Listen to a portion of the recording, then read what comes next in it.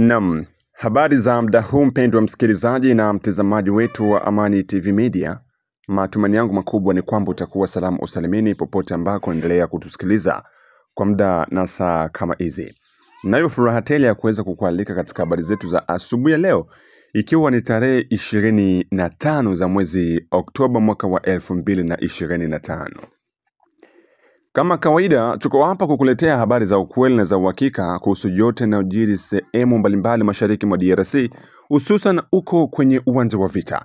Hivyo ili uwe unapata habari za nchi zenye kuaminika kutoka kwenye vyanzo vya ukweli, na kusihi kusubscribe channel hii, kucomment, lakini pia kusambaza habari zetu kwa walio wengi zaidi. Kwa sababu kipindi hiki cha machafuko ya kivita kunakuwa na habari nyingi za uongo ambazo zinazagaa kwenye mitandao ya kijamii. Hivyo natakiwa kuwa makini kuweza kubaini habari ipi ya ukweli, lakini pia habari ipi ndo ya uongo. Asubuhi ya leo tunakuletea habari za uhakika kutoka sehemu mbalimbali za uwanja wa vita mashariki mwa nchi ya Jamhuri ya Demokrasia ya Kongo. Na moja kwa moja tutafungua kurasa wetu wa habari na habari kutoka huko tarafani Fizi, jimboni Kivu ya Kusini, katika kijiji cha Misisi ambako kumeripotiwa na makabiliano makali Ijumaa tarehe 24 Oktoba mwaka wa 2025 kijijini Misisi tarafani Fizi, jimboni Kivu ya Kusini. Makabiliano hayo yamehusisha kundi mbili za wazalendo, wakiwemo wazalendo wa kundi la FABB Bilozi Bishambuke, kundi ambalo linaongozwa naye kamanda Ngoma Mzito, dhidi ya wazalendo wanaojiita Ancien Combattant. Duru kutoka eneo la tukio zinaeleza kuwa makabiliano hayo yalianza mnamo majira ya asubuhi, kipindi ambacho wazalendo wanaojiita Ancien Combattant walitaka wenzao wa FABB kuondoa baadhi ya vizuizi vinavyowasumbua raia sehemu mbalimbali ndani ya sekta ya Nganja, jambo ambalo wazalendo wa kundi la Bilozi Bishambuke hawakukubaliana nalo, na katika mvutano huo moja kwa moja walianza kurushiana risasi, jambo ambalo lilisababisha hofu mkubwa miongoni mwa raia, pia kuzorotesha shughuli za kibiashara pamoja na masomo.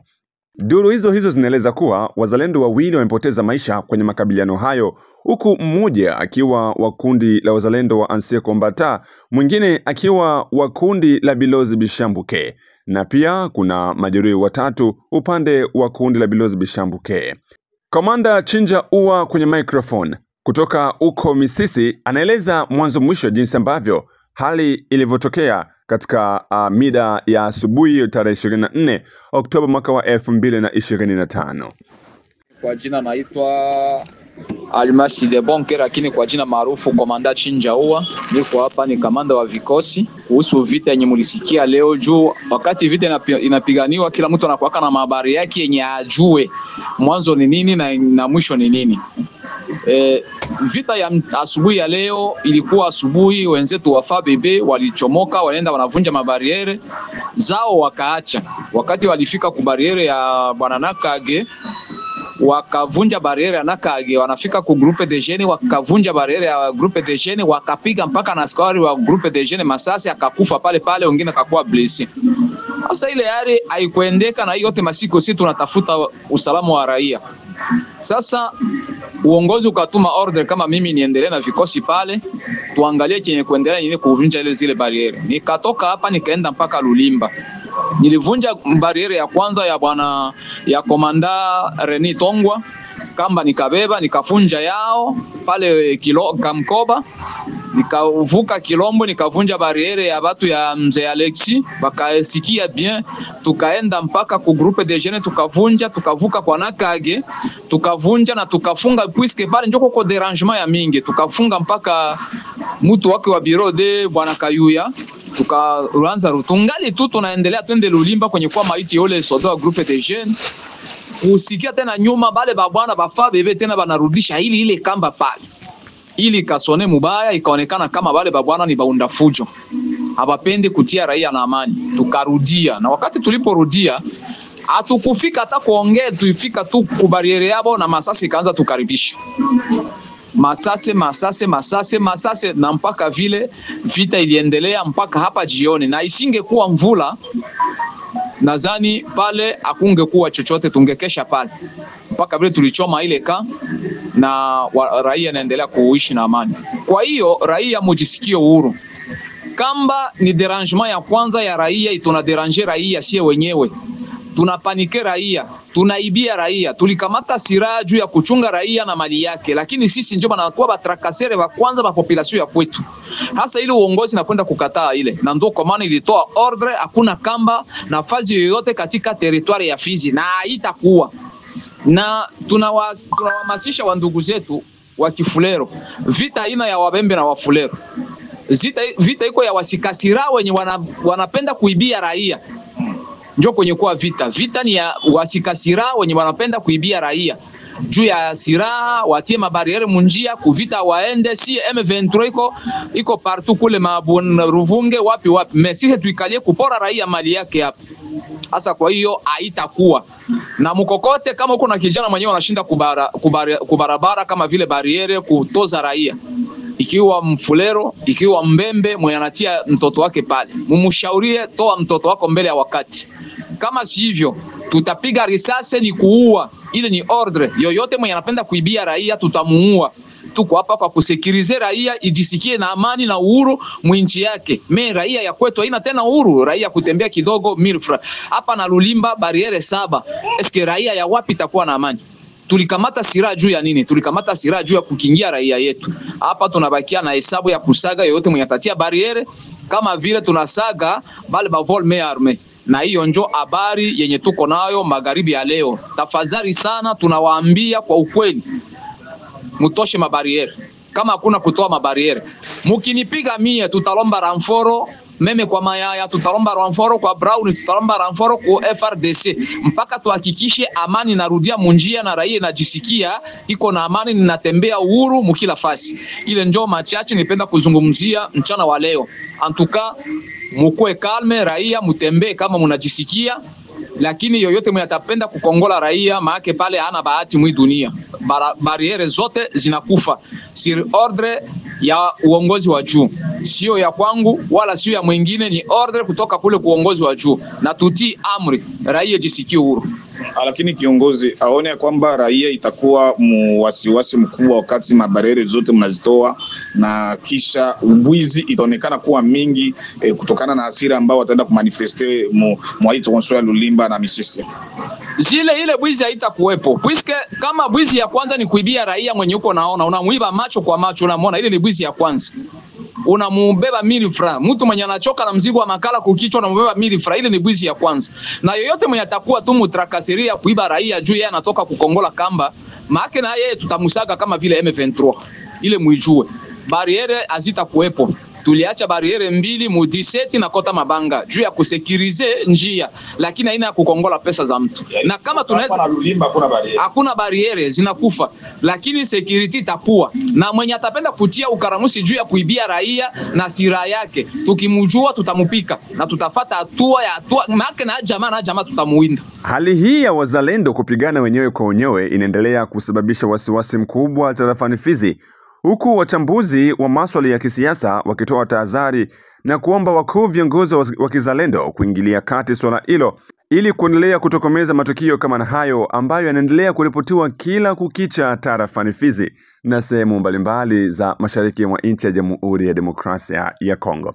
Chanzo kuu, mpendwa msikilizaji, kama ulivyosikia, ni vizuizi vya barabarani. Kuna bado vizuizi ambavyo vinawasumbua raia huko tarafani Fizi ndani ya sekta ya Nganja, ambavyo vilitakiwa kuondolewa, lakini sasa kumeonekana na utata wa kutokuelewana kati ya makundi hayo mawili. Na tukio hili la kupambana baada ya kutoa vizuizi limeripotiwa pia uko Mwenga, ambako Foka Mike pia alipoamuru wazalendo wake kwenda natoa vizuizi barabarani, leta pia vurugu kubwa na kusababisha makabiliano ambayo ilisababisha watu 8 kufariki dunia kupitia tu vurugu za wenyewe kwa wenyewe, kitu ambacho endelea kuleta wasiwasi mkubwa kwa wazalendo. Labda unahisi ni kipi kifanyike, mpendwa msikilizaji? Je, ni vema vizuizi hivyo vibakie kwa sababu ya kulinda usalama wa raia, aiza ni bora vizuizi hivyo vipate kuondolewa moja kwa moja? Unaweza kutuandikia kwenye comment tupate kujua wewe unahisi ni kipi. Unashauri wazalendo kitu gani? Unawashauri nini kuhusiana na kile ambacho kinaripotiwa kila kukicha? kunasikika taarifa za wenyewe kwa wenyewe kuweza kurumbana mara kwa mara, sijui wenyewe kwa wenyewe wanaanza kuuana kabla hata adui hajafika sehemu ambayo wanapatikana.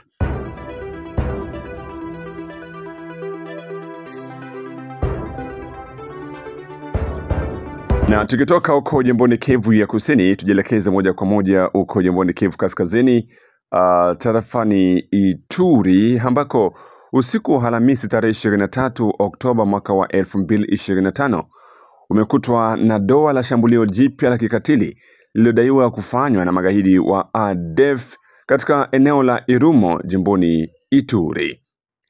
Kwa mujibu wa vyanzo kadhaa vya ndani, gari lililokuwa likibeba makaa limewashwa moto na askari mmoja wa polisi kuuawa katika kijiji cha Kamagolo kilichoko katika utawala mdogo wa Basili, takriban kilomita 25 hadi 30 kutoka mji wa Komanda.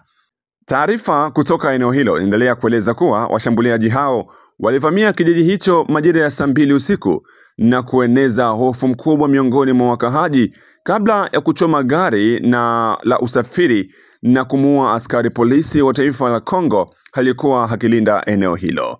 Mashahidi wanasema kuwa watu hao waliokuwa na silaha nzito wameaminika kuwa wanachama wa ADF, kundi linalohusishwa na dola la Kiislamu ambalo limekuwa likifanya mashambulizi katika sehemu hiyo ya Irumu kwa miaka kadhaa. Uwepo wa wapiganaji hao pia umeripotiwa katika vijiji kadhaa vya utawala wa Walese Vonkutu, ikiwemo Debao, Laifembe na Mukasila, ambapo wakahaji wengi wamekimbia makazi yao kutafuta maeneo ya usalama zaidi. Wanamgambo hawa walikuwa wakipita katika eneo la Walese Vonkutu kuelekea maeneo ya Kabangulu, Bedao, Laifembe hadi Mukasila. Wakiwa njiani walifika Kamagolo katika utawala wa Basili, ndipo walimuua askari na kuchoma gari, amesema Christophe Munyanderu, mratibu wa shirika la mkataba wa haki za kibinadamu kutoka mkoani Ituri. Ameongeza kuwa baada ya tukio hilo, magaidi hao walielekea katika eneo la migodi la Yedi linalotajwa kuwa na rasilimali nyingi. Taarifa za awali zinaonyesha kuwa adui anaelekea sasa Yedi, sehemu ambako kunapatikana na migodi nyingi. Tunaomba jamii kuwa macho na kushirikiana kwa karibu na vyombo vya usalama licha ya udhaifu unaonekana katika operesheni za pamoja za FARDC pamoja na UPDF, ameongeza Munyanderu. Kwa upande mwingine, viongozi wa jamii ya kiraia wamezitaka mamlaka za kijeshi kuongeza idadi ya wanajeshi wa FARDC katika eneo hilo ili kuzuia maafa zaidi ya binadamu na mali zao.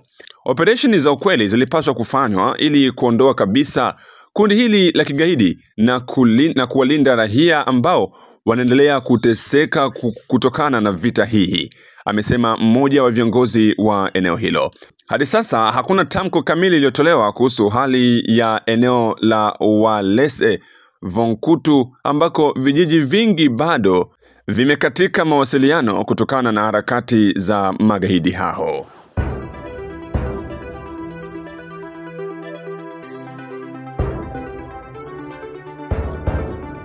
Na tukisalia uko jimboni Kivu Kaskazini, moja kwa moja tukielekea maeneo ya Walikale kwenye uwanja wa vita kwenye kijiji cha Yula, ni kwamba asubuhi ya Ijumaa hali ya utulivu ya tahadhari imeonekana katika kijiji cha Yula kilichoko katika kundi la Kisimba, eneo la Walikale mkoani Kivu Kaskazini, kufuatia mapigano makali yaliyotokea siku ya Alhamisi tarehe 23 Oktoba kati ya wahasi wa AFC M23 na majeshi wa serikali wakisaidiwa na vikundi vya wazalendo. Vyanzo mbalimbali vya ndani vinaripoti kuwa mapigano hayo yalikuwa makali sana siku nzima ya Alhamisi, huku milio ya risasi nzito na nyepesi ikisikika katika eneo hilo, jambo lililosababisha hofu mkubwa miongoni mwa wakahaji. Majeshi ya serikali yakishirikiana na wazalendo yalizindua mashambulizi dhidi ya ngome za wahasi wa AFC M23 kwa lengo la kuwafukuza katika maeneo ambayo wanayadhibiti. Hata hivyo, baada ya masaa kadhaa ya mapigano, majeshi hao walijiondoa na kuacha kijiji cha Iyula mikononi mwa wahasi upande mmoja. Kwa upande wa kibinadamu, hali ni ya wasiwasi mkubwa. Mapigano hayo yamesababisha wimbi jipya la wakimbizi wa ndani wakikimbilia vijiji jirani kumrazi, huku wengine wakikimbilia porini bila makazi pamoja na chakula wala msaada wa kiratibu. Mashirika ya misaada yaliyoko eneo hilo linaonya kuhusu kuzorota kwa hali ya maisha ya wakimbizi hao ambao wengi wao hawana hifadhi wala huduma za msingi. Hadi sasa utulivu unaonekana katika eneo la Iyula unatajwa kuwa wa muda mfupi, kwani kuna taarifa za kuwepo kwa harakati za vikundi vya wahasi katika eneo ya karibu. Wakaaji wanaendelea kuishi kwa hofu, wakihofia kurejea kwa mapigano katika eneo hilo la kimkakati la Walikale.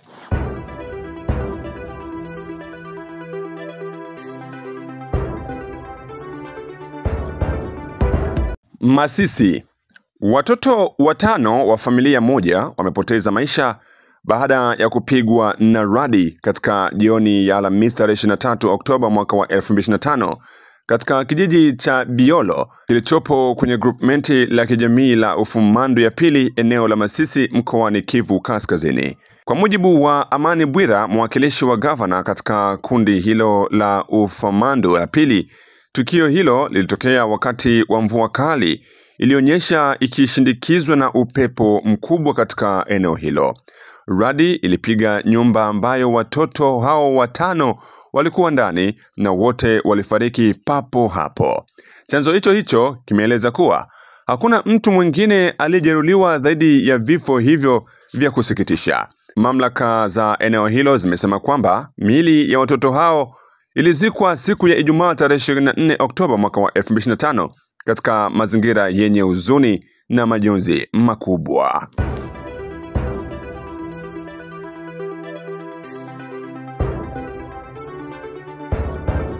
Na mpendwa msikilizaji na mtazamaji wetu, na hapo ndipo tunaweka nukta katika habari zetu za asubuhi ya leo. Lakini pia tukiendelea kufuatilia habari za Rubaya ambako kuna taarifa zilitoka hapo awali kusema kwamba wazalendo tayari wameingia maeneo ya Rubaya na kuondoa wahasi wa M23, lakini hatujakujuza taarifa hizo kwa sababu bado hatujawasiliana na vyanzo vyenye kuaminika kutoka maeneo hayo ili tupate kukuletea taarifa rasmi kuhusu kile ambacho kinaendelea huko. Hivyo nakusihi kuwa nasi tu ili endelee kupata habari zetu za ukweli na za uhakika kuhusu yote yanayojiri sehemu mbalimbali mashariki mwa nchi ya Jamhuri ya Demokrasia ya Kongo. Hii ni Amani TV Media. Usisahau kusubscribe, kucomment, lakini pia kusambaza habari zetu kwa walio wengi zaidi. Nakutakia asubuhi njema. Bye bye.